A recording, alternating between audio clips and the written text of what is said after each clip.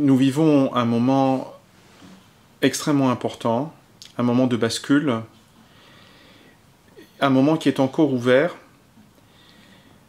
Nous sentons bien une pression énorme qui s'exerce à l'heure actuelle sur des décisions très importantes que le gouvernement grec, mais aussi que le peuple grec vont prendre dans la période qui vient. Il est tout à fait décisif de mesurer ce qui est en train de se passer. Il est évident que le gouvernement ne doit pas céder. C'est indispensable, mais ce n'est pas suffisant. Il faut aller de l'avant. Il faut retrouver un élan. Et cet élan ne peut venir que si la mobilisation populaire s'y met également. On ne peut pas en rester à une position d'observateur, de négociation qui se passe ailleurs, à Bruxelles ou dans une antichambre, dans des lieux clos, entre spécialistes.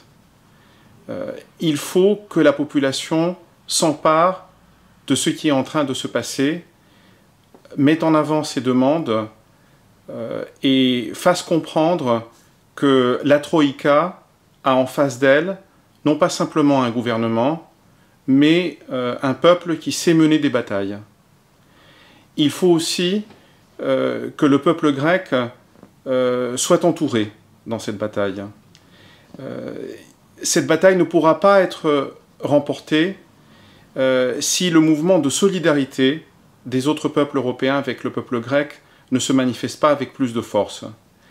Et cette solidarité n'est pas simplement une solidarité morale. Il faut comprendre que nous avons en face de nous un ennemi qui est un ennemi commun. La Troïka, ce n'est pas simplement pour la Grèce.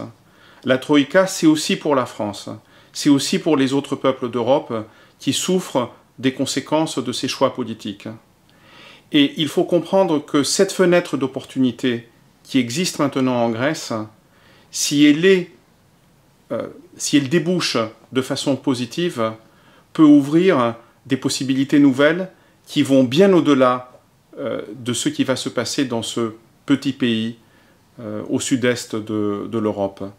Il y a une part de notre sort commun qui se trouve à l'heure actuelle en jeu, et pour cela, il faut se mobiliser et il faut mener cette bataille maintenant jusqu'au bout.